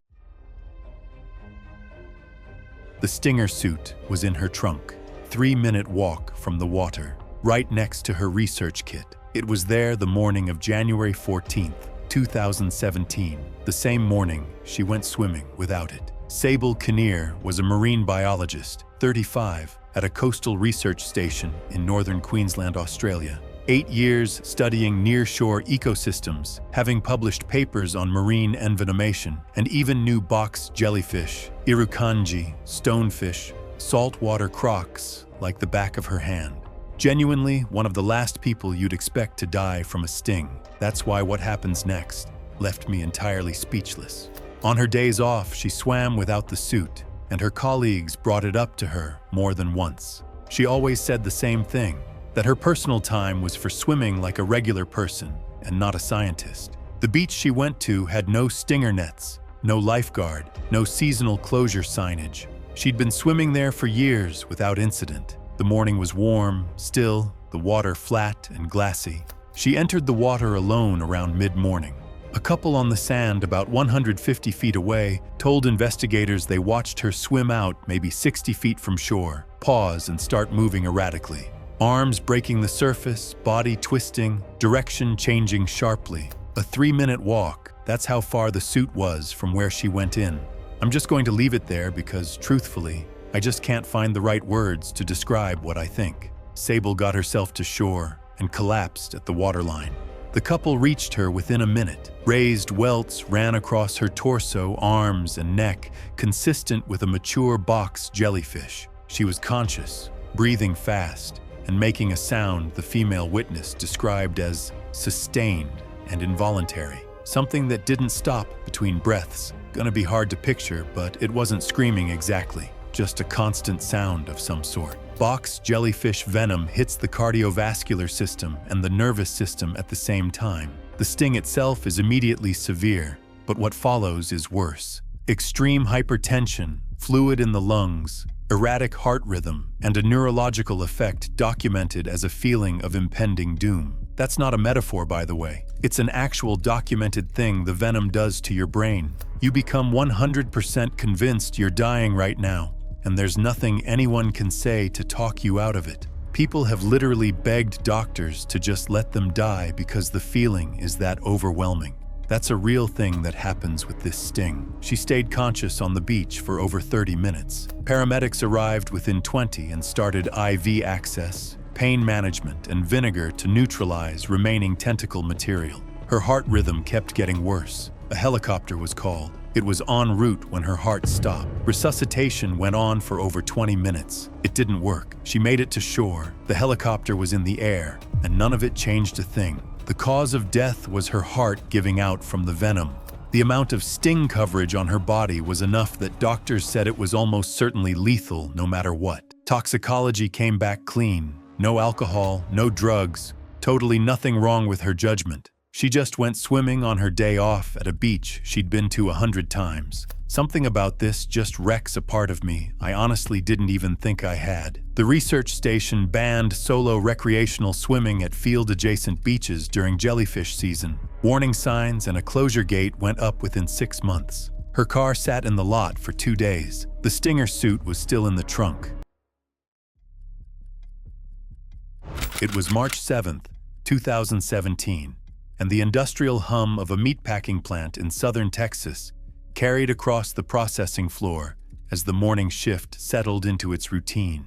Steam rising from scalding lines and the sharp metallic smell of the facility filling the enclosed space. Ronaldo Garza was 34 years old and had worked as a maintenance technician at the plant for 6 years. His job covered everything from pipe fitting to electrical repair across the facility's aging infrastructure. Co-workers described a specific habit.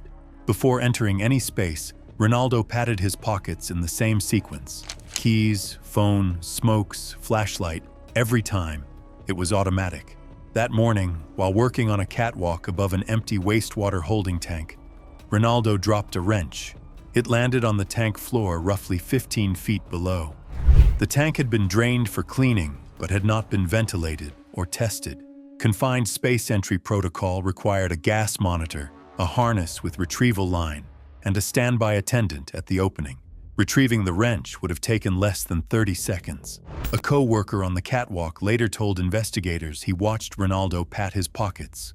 The full sequence, keys to flashlight, then step over the hatch rim and descend the interior ladder without clipping in. He did not take a gas monitor. The co-worker assumed the tank was safe because it had been drained. Ronaldo reached the bottom of the ladder. Within seconds, his legs buckled and he collapsed face first onto the tank floor. No staggering, no reaching for the ladder. His body simply dropped. I've read a lot of these investigation files, and the thing that always gets me about oxygen-deficient atmospheres is that there's no fight. There's no moment where the person realizes what's happening and tries to escape. The brain just switches off. Deshaun Hawley, 28, a line operator on the catwalk, saw Ronaldo fall. He shouted down and got no response. He swung his legs over the hatch rim and descended the same ladder. He stepped off the last rung, took roughly 4 steps toward Ronaldo, and dropped, knees first, then face down onto the concrete beside him. The co-worker still on the catwalk saw the whole thing. 2 men on the floor, 4 feet apart, neither one moving. Vin Petrescu, 46, the shift supervisor, arrived at the hatch after hearing the shouting. He looked down and saw 2 of his workers motionless on the tank floor. He pulled his shirt collar over his nose, then changed his mind and tied a cloth over his mouth. He told the co-worker on the catwalk he was going to pull them out. He descended the ladder. He made it barely past the bottom rung before collapsing. His body came to rest less than 3 feet from the other 2. 3 men on the same tank floor, all within roughly 90 seconds of the first entry. Other workers on the catwalk began shouting for help. A 4th worker started toward the hatch and was physically pulled back by a co-worker who grabbed his arm. No one else entered the tank. Emergency services arrived within 12 minutes. All 3 men were extracted and confirmed dead at the scene. The medical examiner determined the cause of death for all 3 to be asphyxiation from an oxygen-deficient atmosphere. Air monitoring measured oxygen levels inside the tank at roughly 7%, well below the threshold for immediate incapacitation. Residual biological decomposition had consumed available oxygen. The atmosphere was invisible, odorless, and undetectable without instrumentation. Vin's cloth mask provided no protection.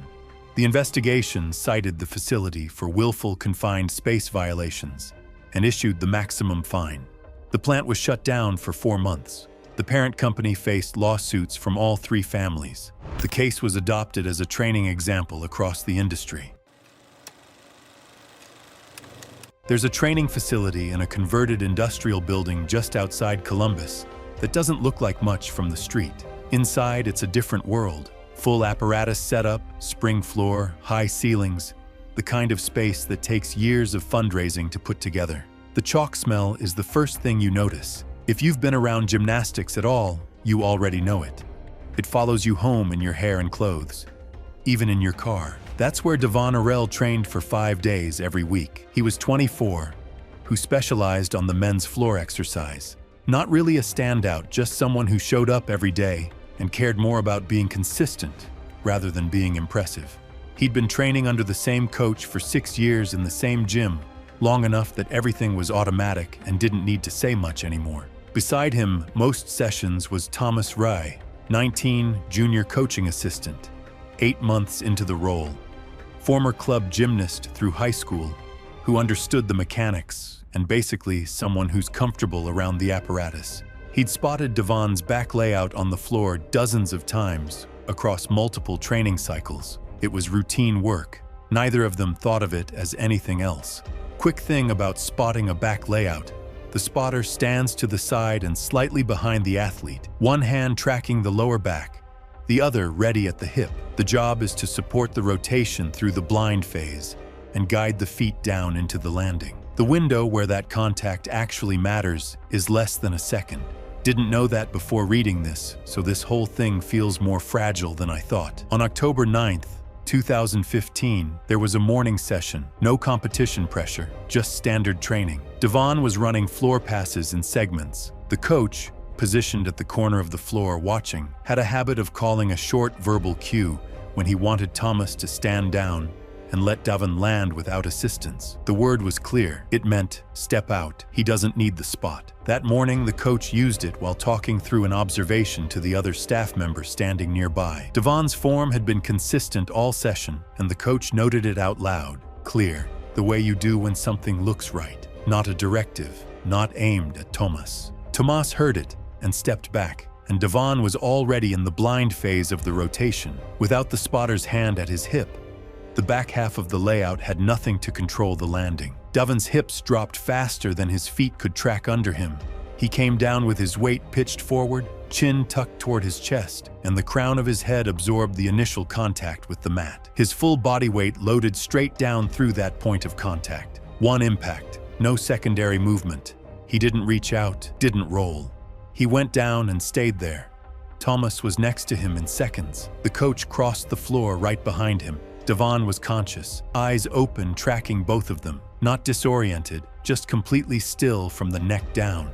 He couldn't move his arms or his legs, couldn't turn his head. The bones in the middle of his neck had snapped apart on impact, cutting straight through the spinal cord, which means Devon was not in shock or anything. He was badly injured. I don't think I fully understood spinal injuries until this part. He stayed conscious for roughly 3 to 4 minutes, long enough to look at both of them. The coach was talking to him the entire time. Devon was hearing it. His eyes were moving, tracking the voice, and then they closed, and he didn't respond after that. His breathing had already been shallow and irregular from the moment he landed. By the time his eyes closed, it had stopped. Emergency services arrived in 9 minutes. Resuscitation was attempted on scene and continued in transit. However, he was pronounced dead at a medical facility approximately 50 minutes after the fall. The review confirmed the sequence in full. 2 staff members gave independent statements. The verbal cue was examined. Same word, used in a different context. No reasonable way for Thomas to distinguish it in the moment. No equipment fault, no mat displacement, no procedural violation on record, accidental death, no negligence finding. Thomas gave his statement and didn't return to the gym after that. I think that gym lost 2 people that day. The coach changed the cue system the following week. New word, single use, only ever said as a direct instruction. 30 seconds to implement, the kind of change that only makes sense after something has already gone wrong. Devon had landed that layout without incident more times than anyone had kept count of. One word said in the wrong context, one step back at the wrong half second. That's the whole distance between every other session and that one. It was June 3rd, 2019, and the end-of-shift buzzer had just sounded at an automotive parts coating facility in a small town outside a manufacturing hub in Michigan, where the paint booths along the east wall ran ventilation systems that pulled solvent vapor out of the air during every spray cycle. Orville Meacham was 54 years old, married 30 years, had 3 adult children, lived in the same town his whole life. He had worked the paint line for over 20 years. He was about 18 months from retirement, and honestly, everyone at the plant knew it because he talked about it all the time. He kept a countdown on a sticky note inside his toolbox lid, days to retirement, and updated it every morning with a pen from his chest pocket. His wife found the toolbox in his truck after the incident. The sticky note read, 547. The countdown wasn't about leaving work. It was about having time. And that's the detail from this story I spent the longest with. Months before the incident, management had reduced the ventilation system's operating capacity in the paint booths to lower electricity costs. Orville had raised it with his supervisor at least 3 times over the preceding months, according to co-workers who were present for 2 of those conversations. His supervisor told him it had been reviewed, and it was fine. He stopped raising it. 18 months from retirement. Not the time to push. That evening, end of shift, Orville was cleaning spray guns inside the booth. Solvent vapor had accumulated throughout the day in the reduced ventilation environment. Investigators believed a spark from a non-rated electrical component near the booth entrance ignited the vapor cloud. The booth became a fireball in under a second, and the initial pressure surge and heat distorted the booth door enough that co-workers struggled briefly to force it open. And even a few seconds inside, that is everything. Co-workers pried the door open within seconds and pulled him out onto the factory floor. Sections of his synthetic work clothing had fused to his skin. A co-worker who helped carry him later told investigators the smell was something he couldn't get out of his head for months. 547 days on a sticky note, and a spark took every single one of them. He was airlifted to a regional burn center with full-thickness burns across most of his upper body. His condition deteriorated rapidly. He died 2 days later. The medical examiner determined the cause of death to be multi-organ failure secondary to extensive thermal burns sustained in a solvent vapor flash fire. Investigators reviewed whether management decisions contributed to the unsafe vapor conditions, and the maintenance log showing the exact date it was turned down was entered into evidence. Workplace safety regulators issued citations. The facility was shut down pending a full review. It was August 7th, 2015, a large regional zoo in the mid-Atlantic, mid-afternoon.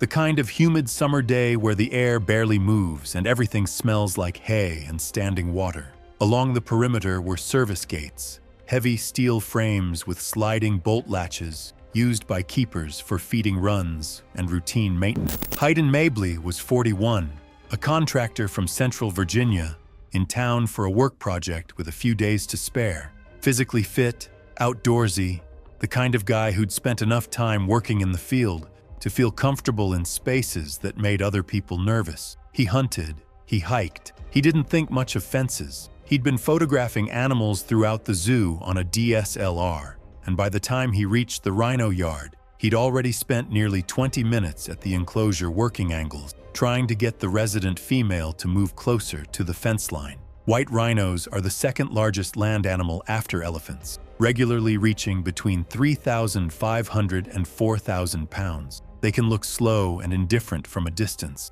and in captivity, that impression gets reinforced. They're often just standing there, barely moving, seemingly unbothered by anything. That's exactly what makes them dangerous to underestimate. Their eyesight is poor. They're acutely sensitive to unfamiliar movement and scent at close range, and when one is startled or threatened, it doesn't retreat. A full-speed charge covers ground at around 30 miles per hour, and at that weight, the impact isn't something a human body handles in an open field. There were 3 service gates along the eastern fence line, and one had been left unlatched after a morning feeding run. Bolt not fully seated, not open but not secured either. A sign posted directly on it read, "Authorized personnel only, do not open." A second sign on the adjacent fence panel, "Do not approach fence, do not attempt to enter enclosure." A keeper doing a routine perimeter check noticed Hayden standing close to the gate and walked over, told him to step back behind the rope barrier. He complied, made small talk for a minute, asked about the rhino. The keeper answered briefly, reminded him to stay behind the rope line, and moved on. She'd been gone less than 4 minutes when he pushed the gate open and walked in. He didn't rush. Camera raised, moving toward the rhino who was standing about 60 feet away near a water trough. He'd covered maybe 25 feet when she registered him, turned, lifted her head, and went completely still for about 4 seconds. That stillness isn't calm. That's threat assessment. Then she charged. 30 miles per hour across 35 feet. Contact in just over 1 second. The horn caught his left hip and lower abdomen as he tried to turn away, and the impact lifted him off the ground. He landed about 12 feet from the point of contact. She turned, found him, and came through again. Horn to the lower back, full body weight following through, front feet coming down across his torso as she moved over him. He was conscious after the first impact. He wasn't after the second. The keeper heard the noise from the far end of the perimeter and radioed immediately, but protocol required her to wait for backup before entering. The rhino stayed near Hayden's body for about 22 minutes before keepers moved her into an adjacent holding pen using a feed distraction. Emergency personnel entered roughly 26 minutes after the initial impact. No pulse. Hayden Mabley was pronounced dead at the scene. Cause of death was multiple blunt force injuries with massive internal hemorrhage, ruptured spleen, lacerated liver, fractures to the left pelvis, 3 lumbar vertebrae, and 5 ribs on the right side. The horn impact had perforated the abdominal wall. The trampling injuries were identified as the primary cause of death. The compression across his chest sufficient to cause bilateral lung contusion and cardiac tamponade. The unlatched gate was flagged as a contributing factor, but the investigation was clear. It didn't cause this. Hayden had been warned, had complied, and then walked in the moment the keeper was out of sight. Ruled an accident. no charges filed. His camera was recovered about 8 feet from where he fell. The last image on the card was a wide shot of the rhino at the water trough, time-stamped 4 seconds before the charge. One friend stayed at Corvin's ankles the entire time, 14 hours. He could hear Corvin's voice getting thicker as the blood pooled, and around hour 6 the responses got spotty. Then around hour 10 they suddenly stopped. But before all of that, before the rescue teams and the failed extraction attempts, it was just 3 guys driving out to a cave in rural eastern Tennessee on August 11th, 2016. 2 of them drove home. The cave was on private land, unmarked except for a hand-painted sign on a fence post. No maps, no management, no signage. At 22, Corvin Straughan was 3 months out of college and working data entry at an insurance firm in Lexington, Kentucky. He hated it, like genuinely hated it. It was the kind of job where you watch the clock and you think to yourself, how in the world has it been only 15 minutes? He lived for weekends. Every Friday he drove somewhere, climbing gyms, state parks, river trails, and came back with stories for the office. He kept a running list on his phone, things I did this month that weren't sitting at a desk, and showed it to anyone who'd look. He'd added the cave trip to the list before they even walked inside. His car was a beat-up Honda Civic with a cracked taillight, sat in the gravel pull-off for 3 days before anyone moved it. The group brought headlamps and a first aid kit. No helmets, no ropes, no comms. About 500 feet in, a side passage branched downward at a steep angle, narrow, maybe 18 inches across, dropping into darkness. Both friends passed. Corvin went in head first. He crawled down about 15 feet before the walls tightened and the angle steepened to roughly 60 degrees. His ribcage caught where the rock pinched inward on both sides. He tried to push past it, inhaled, and his chest lodged against the stone, exhaled, and it didn't free him. He called back that he was stuck, and yeah, that really was the whole moment. The one exhale that didn't even free him. Everything after this point is just time passing, I guess. And right here is where this one turns into something I wasn't prepared for. Because being stuck in a cave is one thing. Head first at a downward angle is completely different. His friends grabbed his ankles and pulled. He didn't move. The angle and friction made it impossible without risking spinal injury. The passage basically worked like a finger trap, which is a horrible way to describe it, but that's honestly the best comparison. Every exhale let his body settle a fraction deeper, and every inhale pressed his ribs harder into the narrowing. Blood started pooling in his skull within the first hour. Pressure behind his eyes, across his forehead, slow and constant. His friends could hear it in his voice, which got thicker as time went on. His face, visible to one friend who crawled partway into the opening with a light, was dark red and swollen. It really was completely different from what he looked like an hour before. Each breath got a little shallower. His own weight was pressing his chest into the stone while gravity fought every attempt to expand his lungs. He could talk. He could hear his friends.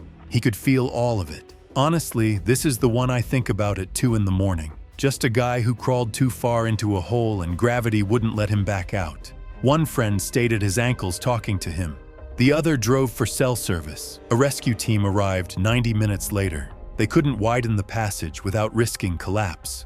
Rigged ankle harnesses and tried mechanical extraction. Nothing worked. His body had settled deeper during the wait, and getting him out now meant pulling his full weight upward through a gap that didn't fit his frame anymore. Head first, angled down, total darkness, fully conscious. There's no version of this I can describe that matches what those hours were. His responses got spotty around the 6-hour mark. Rescue teams rotated in pairs, working around his legs, never able to see his face. His breathing turned rapid and shallow, tiny sips of air against the weight of his own body. And unfortunately, he stopped responding past 10. They pronounced him dead in the passage roughly 14 hours after he crawled in. He spent 14 hours upside down in the dark, genuinely terrifying to even imagine. Cause of death was positional asphyxia, combined with cardiopulmonary failure from prolonged inversion. Blood pooling swelled his brain, while chest compression squeezed his breathing down to nothing. There was no single catastrophic moment. His body just gave out gradually, one system at a time. The landowner poured concrete over the entrance within 2 weeks. The county put out an advisory about unmapped caves on private land. His phone was recovered during extraction. The list was still open. Last entry, cave in Tennessee. It was November 21st, 2015, and fluorescent lights buzzed over the stainless steel production floor of a commercial bread bakery on the outskirts of a mid-sized city in Ohio, where the smell of yeast and warm dough filled the air at 4 a.m. as the overnight shift moved toward the end of its 12-hour run. Leora Matfeld was 27 years old and had worked on the bakery's production line for 3 years, operating and cleaning the industrial dough mixers that ran continuously through the overnight shift. The mixers were large stainless steel bowls fitted with heavy spiral hook agitators, rotating steel arms that kneaded dough at high torque. Each unit ran on a programmable cycle with built-in pauses for ingredient additions. The standard procedure for cleaning residue from the bowl during operation required a full lockout, powering down the machine, applying a physical lock to the control panel, and verifying the agitator could not move. The process took roughly 15 minutes. In practice, no one on the overnight shift did it. The mixer's automatic pause cycle lasted roughly 90 seconds between phases, and the entire crew used that window to lean into the bowl with a long-handled scraper to clear dough buildup. Everyone on the floor knew the machine would restart on its own. Co-workers later told investigators that Leora always counted during the pause. 1 Mississippi, 2 Mississippi, keeping track of the seconds while she scraped. Other workers had started counting with her. It was a joke on the floor. It was also the only safety system anyone used, and that's the part that got me when I found it in the investigation. Because the counting means they all knew. Every single person on that line understood the machine could restart and kill them. They just trusted the count. At roughly 4:15 a.m., the mixer completed a kneading phase and entered its pause cycle. The agitator stopped. Leora picked up her scraper, leaned over the rim of the bowl, and began clearing dough buildup from the far side. Her upper body was inside the bowl, her feet on the floor. One hand braced on the rim for balance. She was counting. The co-worker nearest to her later said he could hear her, somewhere in the 30s, steady and rhythmic. The pause typically lasted around 90 seconds. She was usually done well before it ended. Her scraper caught a thick section of dough wedged behind the agitator hook. The co-worker nearest to her later said she leaned further into the bowl to get at it, reaching deeper than she usually did. The automatic timer triggered the restart. The spiral hook engaged. It caught her right forearm and pulled her into the bowl. The rotation was slow, but the torque was enormous, built to knead hundreds of pounds of dense commercial dough. A co-worker standing less than 10 feet away lunged for the emergency stop and hit it. The machine had already completed nearly a full rotation. I'm not going to describe the details of what the agitator did. The medical examiner's report is specific enough, and I think you understand the mechanics. What I will tell you is that the emergency stop worked exactly as designed. It just wasn't fast enough. Emergency services arrived within 8 minutes. Leora was pronounced dead at the scene. The medical examiner determined the cause of death to be massive crush and avulsion injuries to the upper body caused by entanglement with an industrial mixing agitator. The machine was functioning normally. No mechanical failure occurred. The timer restarted on schedule. The investigation found no lockout/tagout compliance anywhere on the overnight production line. The counting practice was documented in the report as evidence that workers were aware of the hazard and had developed informal systems to manage it, which made the company's failure to enforce lockout protocols even more damning. The bakery's parent company was fined. 3 managers were terminated. The facility implemented mandatory lockout procedures with physical interlocks that prevent the agitator from engaging while the bowl guard is open. There's a privately owned training gym in a suburb just south of Nashville that runs 6 days a week. Recreational classes in the mornings, competitive program in the afternoons. Busy enough to have a full coaching staff. small enough that everyone knows everyone. The kind of place where parents sit in the same chairs every week, and coaches learn their names without thinking about it. For 11 years, Harlan Vesper had been the head coach there. 43 years old, a former gymnast himself, the kind of coach who led by doing and not just all talk. His whole approach was simple. If I'm asking you to do it, I can show you how. His athletes liked and trusted him for it. That trust also meant that when a parent pushed back on a training call, Harlan was the one who had to hold the line. Rue Halpin was 24, back in the competitive program after a few years away from the sport. Solid athlete, technically grounded, still refining the harder skills. She'd been working a double back tuck on floor, 2 backward somersaults in a tight tuck position. For most of that season, 6 weeks out from a regional qualifier, Harlan pulled it from her set. Hip flexor strain, inconsistent rotation timing on the second salto. He documented it and moved on. Rue's father cared for her very much. He was very supportive. In fact, he's usually present in her sessions. He'd seen her land it fine in practice and didn't understand Harlan's concern. The conversation happened at the edge of the floor on April 4th, 2016. It wasn't the first time they'd talked about it, but that day, it ended badly. Here's the thing about spotting a double back tuck. If the tuck opens early in the second salto, rotation slows and the athlete comes down steep and fast. The spotter has to get a forearm under the athlete's back or hips before the problem fully develops. There is no reaction window once the rotation starts bleeding. You're either already in position or you're not. That's actually insane when you think about it. I don't know how they do it.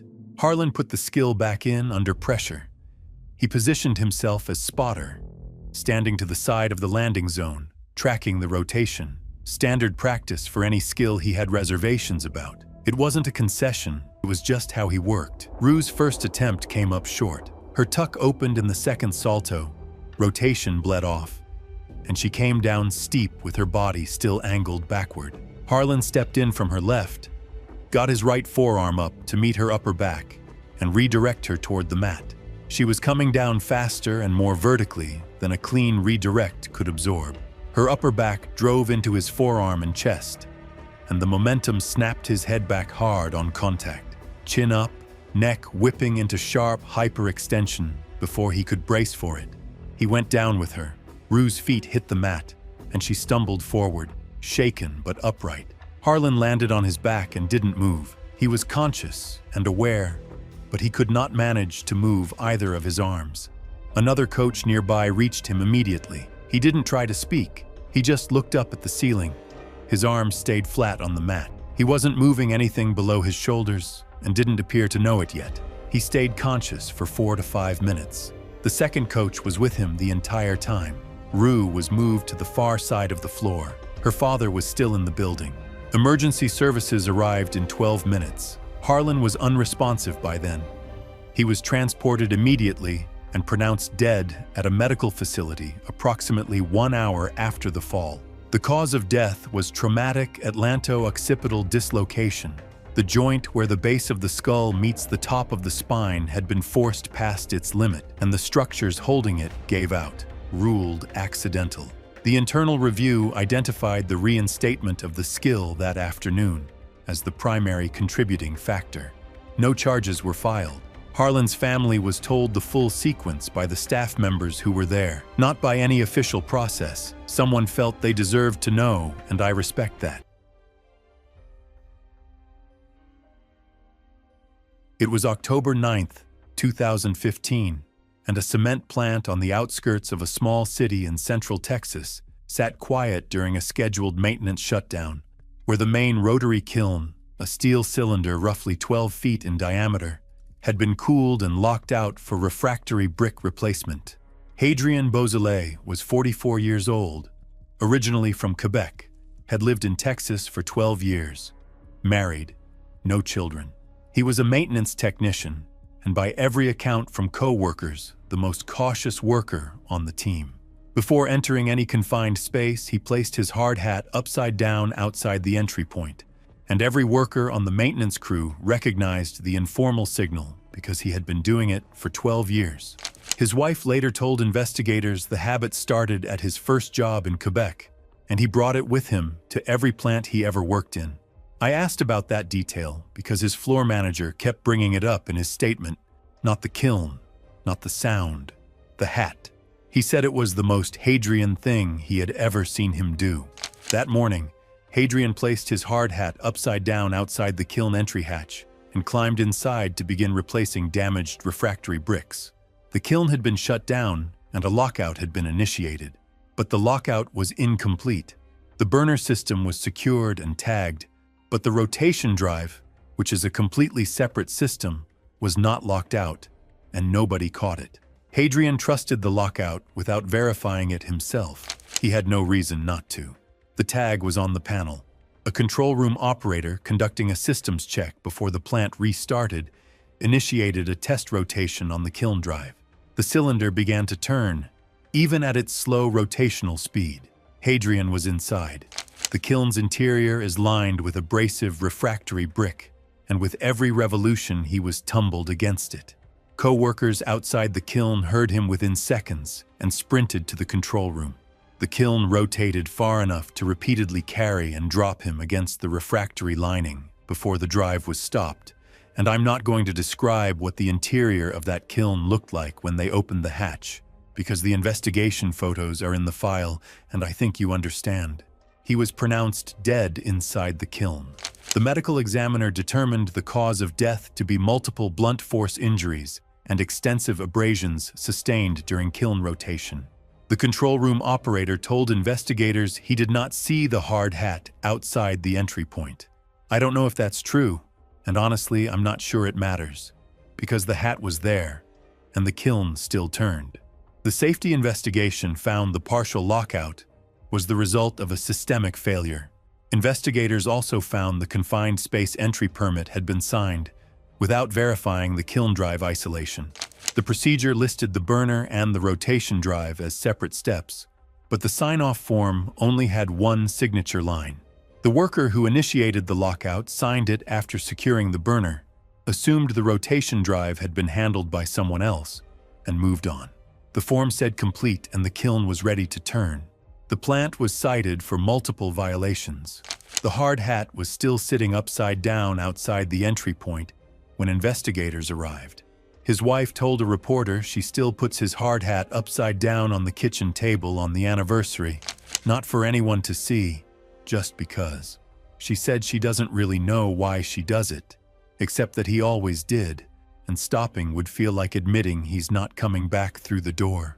I don't have anything to add to that. I think that's the last thing I want you to hear in this video. It was April 12th, 2013. A large open-air safari park in Central Florida, mid-afternoon, flat and bright and hot. The park's main visitor experience was a guided tram tour, a 2-mile loop through open habitats, housing giraffes, zebras, ostriches, and several species of African antelope. 6-car open bench configuration, no roof, no side panels, operator at the front of the lead car facing forward. Joel Castron was 45, owned an auto body shop outside Orlando. He'd come out alone on a day off, not a wildlife enthusiast, just looking for something different to do. He'd brought a handheld video camera and had been filming throughout the tour, relaxed, talkative with the people around him, the kind of guy who treated every outing like it was going to make a good story later. The tram departed at 2:15 p.m., with 23 visitors across the 6 cars. Joel was in the last car, second bench from the rear, right side. 2 other visitors were in that car with him, a couple seated at the front bench, facing forward. The operator was at the front of the lead car, roughly 60 feet ahead, with no direct sightline to the rear. Posted at the boarding platform were 2 signs: remain seated at all times, do not stand, lean over the sides, or extend limbs outside the vehicle. The operator made a verbal announcement over the tram's speaker system, covering the same rules before departure. Joel was filming when it played. The first mile ran through open flat terrain. The second curved into a more densely vegetated section. Tall grass, low trees on both sides, the canopy narrowing overhead. This section passed under 2 wooden service bridges built for keeper vehicles. Clearance heights were marked at the boarding platform, and the tram's audio system announced the first crossing about 30 seconds before reaching it. Somewhere in that tree line, Joel stood up. The couple in the front of his car told investigators he'd been standing intermittently since the tram entered the vegetated section, sitting back down and standing again to get better filming angles over the roof. They told him to sit down at least once. He laughed it off. The first service bridge had a clearance of approximately 11 feet above the track. A seated passenger cleared it with several feet to spare. Joel was 6 feet 1 inch tall. Standing, he did not. The bridge caught him across the back of the neck and upper shoulders at tram speed, approximately 8 miles per hour. The strike drove him downward and forward off the bench, landing him partially in the aisle and partially against the rear safety bar. The couple heard the impact and turned around immediately. Joel was on the floor, not moving. The operator didn't feel anything from the front of the lead car. It took about 40 seconds for the message to reach him, through other passengers relaying it car to car. The tram stopped. Emergency response was called by radio, and personnel reached Joel approximately 14 minutes after the call. Access required a keeper vehicle to navigate from the nearest service entrance mid-loop. He was unresponsive, but had a weak pulse. Transported by ground to a nearby medical facility, then transferred by air to a trauma center about 2 hours later when the full extent of his injuries became clear. Joel Castron died 3 days after the incident without regaining consciousness. The impact caused a hyperflexion injury at the C3 to C4 level. His head snapped violently forward on contact, resulting in a fracture dislocation and complete spinal cord injury above the level required for independent breathing. He was on mechanical ventilation from arrival and developed neurogenic pulmonary edema within the first 48 hours, which progressed to respiratory failure on the third day. The bridge clearance was confirmed as marked at the boarding platform and announced over the tram audio before the crossing. The couple's statements confirmed Joel had been standing intermittently and told to sit down. The operator's forward-facing position and distance to the rear car were flagged as factors limiting real-time supervision. The park was cited for inadequate passenger supervision protocols on multi-car tram configurations. No criminal charges were filed. The tram program was modified to include a rear-facing staff monitor on all tours. 8 months before it blew, someone flagged the pipe. That's how this one starts. Not with the man, not with the burn, but with a piece of paper in a filing cabinet that nobody acted on. A corroded joint fitting on a 6-inch steam line. Logged, marked non-critical, deferred. 8 months while the corrosion kept going. That request was still there on the morning of February 7th, 2013, at a small municipal power station in rural Montana. The man who walked past it that morning had been walking past it for 23 years. There was a laminated card clipped to the brim of Doran Selke's hard hat. He'd written his retirement countdown on it in his own handwriting and updated it every week. 23 months to go. Co-workers would tap it when they walked by. Became this whole thing on the floor, half joke, half genuinely sweet. That morning, someone had written almost there on the card in blue marker underneath his number. Doran was 52 and had been a maintenance tech at the station for 23 years. Basically, had the same route every shift. Went to the boiler room, turbine hall, steam corridors, cooling systems, panels. He'd walked those corridors so many times, guys on the crew said he could do it in the dark. He actually proved it sometimes, clicking his flashlight off and walking a dozen paces before turning it back on. That's how comfortable he really was in there. That morning, he was walking a steam distribution corridor, a narrow passage lined with high-pressure pipes running superheated steam to the turbine. The fitting that had been sitting in that filing cabinet for 8 months was right above him. That card, with almost there written on it in someone's friendly handwriting, the same morning. I found the photo in the investigation file and had to close the folder for a while. The fitting failed as Doran walked within arm's reach. Superheated steam, over 400 degrees and invisible, blasted into the corridor. It hit him across his right arm, the right side of his neck and face, and his upper chest. Here's the thing about steam burns that most people don't realize. They're way worse than boiling water. When steam touches your skin, it turns back into liquid, and that change releases a ton of extra heat straight into the deeper layers. It basically skips past the surface and cooks you from the inside. He got knocked sideways into the wall, but stayed conscious. Managed to drag himself about 15 feet out of the steam path before his legs quit. A co-worker found Doran sitting against the wall, awake and talking but unable to stand. Burns covered roughly 35% of his upper body. There was no doctor on site. The nearest burn center with real pain management was 3+ hours by road, and the helicopter was grounded by sustained winds over 40 miles an hour. The dispatch log showed 3 separate calls checking on the helicopter status. Same answer every time. Wind hadn't let up. 3 calls about the same helicopter. I feel like I could sense the panic just reading the log. 18 hours with nothing strong enough to touch what he was feeling. That's the sentence from the transfer report I haven't gotten past. He was conscious for most of it. The facility basically became a waiting room for something nobody there could fix. Paramedics from the nearest volunteer station did what they could, which the receiving burn team later called completely inadequate. A co-worker who stayed through the night said Doran asked about his wife twice and about the pipe once. He reached the burn center about 14 hours after the rupture, died roughly 18 hours after the steam hit him. His body couldn't recover from burns that severe after waiting that long for treatment. The union filed a grievance pointing to the deferred repair as negligence. The station was shut down for months. Management faced heavy fines. His pension was paid in full to his wife. The laminated card went into the investigation record. It was January 9th, 2013.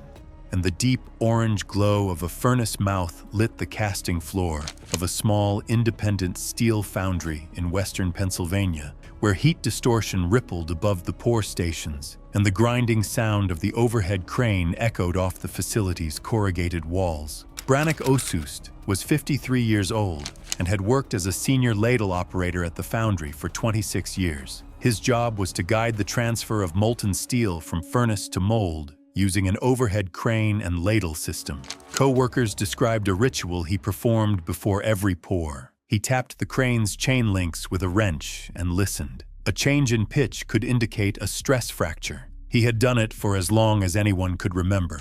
2 months and 2 weeks before the incident, Brannick filed a written maintenance report noting visible wear on several links in the crane chain. He filed a second report 2 weeks later. Both were acknowledged and logged.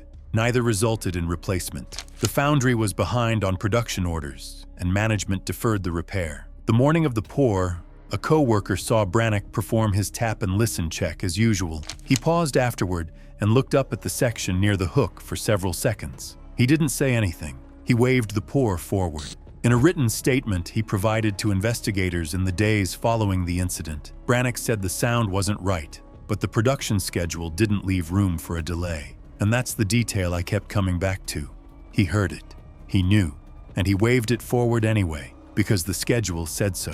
The ladle, carrying roughly 800 pounds of liquid steel at over 2,800 degrees, lifted from the furnace and began its traverse across the casting floor. Keegan Driscoll, 24, a newer hire working the mold station, stood roughly 12 feet from the pour point. He had been at the foundry for 7 months. Co-workers later described him as quiet and focused, someone who followed instructions exactly as given and stood precisely where he was told to stand during pours. The worn chain link gave way mid-traverse. The ladle pitched sideways in a single motion. Molten steel spilled across the casting floor in a fast, heavy sheet, not splashing like water, but flowing dense and low, covering ground rapidly and pooling around the base of the mold station.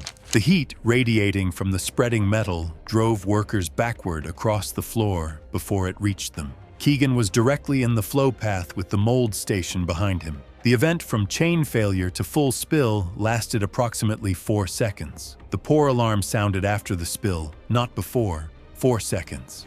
I keep going back to that number. Brannick filed 2 reports, waited 2 months for a fix that never came, and the thing he warned them about took 4 seconds to kill someone. Emergency services arrived within 15 minutes. Keegan was pronounced dead at the scene. The medical examiner determined the cause of death to be catastrophic full-thickness thermal destruction, injuries consistent with brief, direct contact with molten ferrous material. The temperature of the spilled steel caused the concrete floor beneath it to crack and spall violently from thermal shock. The investigation entered Brannock's 2 written maintenance reports as central evidence. The foundry's owners faced criminal negligence charges. The facility was cited for willful safety violations. Operations were suspended, and the foundry closed permanently within 18 months. Keegan's family reached a settlement. Brannock was not physically injured, but was placed on indefinite leave and did not return. The investigation cleared him of fault, but from everything I found in the file, I don't think that mattered to him. There's a large indoor sports complex in Spokane, Washington, that hosts regional competitions a few times a year. Bleacher seating on 3 sides, high ceiling, the kind of acoustics that make crowd noise feel closer than it is. On February 21st, 2014, it was running a full afternoon session.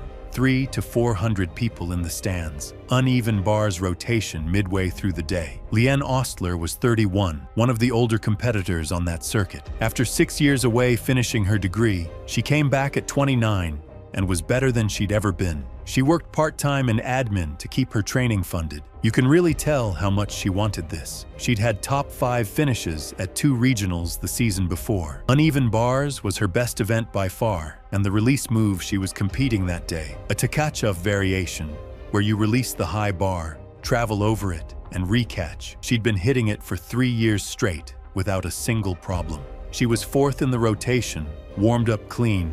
Nothing about her prep that morning was off. The Tkachev comes at a specific point in the routine, built up through a series of giants, timed to release at the peak of the swing. The margin for error on the recatch is narrow, a few degrees of deviation in the release trajectory, and the hands arrive at the wrong angle, the wrong height, or both. Most of the time that means a missed catch and a controlled drop to the mat, most of the time. Leanne got her start signal and went. The first half of the routine was sharp, giants controlled, timing dialed in, the crowd settling into that particular quiet that means people are actually watching. The Tkachev came right where it was supposed to. Good height off the bar, release looked clean, and then her body came off on a trajectory maybe 10 to 15 degrees off axis. Her hands reached for the bar, but the angle had shifted just enough that she couldn't get a real grip. She missed the catch. Her momentum carried her forward and slightly sideways, and as she came down the left side of her neck,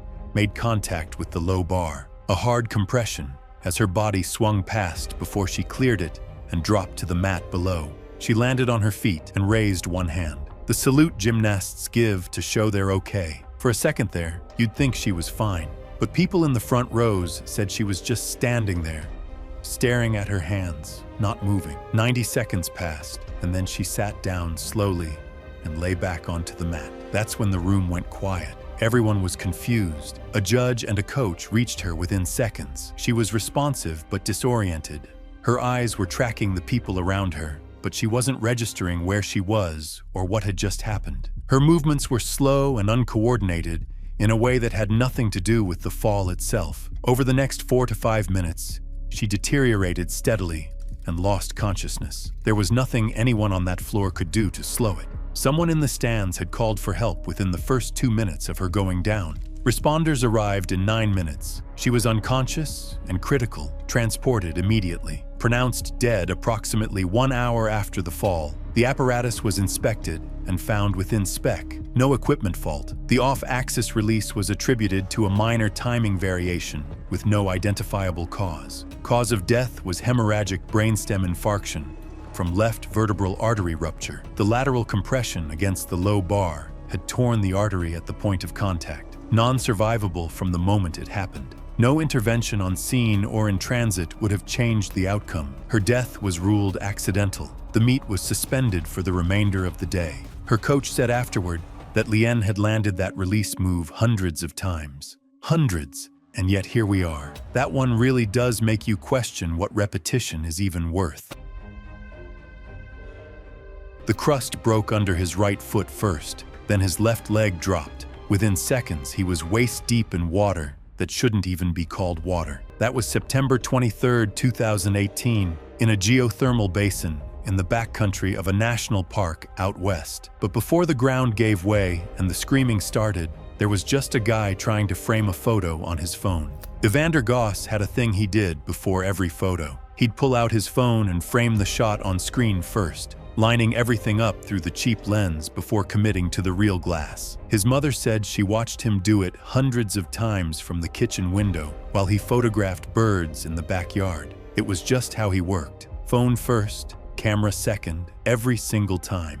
Evander was 28 and living back at his parents' place outside Boise, Idaho, trying to make wildlife photography work. Picked up shifts at a sporting goods store to pay for gas and lenses. His mom told investigators he spent more on camera gear than food, which, if you've ever met someone trying to break into photography, sounds about right. He visited the basin with a friend. The area really looked like it was from another planet. Mineral crust in white and gray stretched in every direction, punctuated by steaming vents and pools in blues and greens that looked almost artificial. Thin boardwalks on timber pilings were the only safe path. Signs warned visitors not to leave the path. The ground could give way without warning, and I'll be real. If you showed me a photo of that crust, I'd have stepped on it too. His friend stayed on the boardwalk. Evander stepped off and walked about 6 feet toward a vivid blue-green pool, placing his boots on what looked like solid mineral crust. Phone out, framing a shot he hadn't even committed to yet. Not even his real camera, just the phone preview. That might be the smallest, most ordinary gesture I've ever seen lead to something this bad.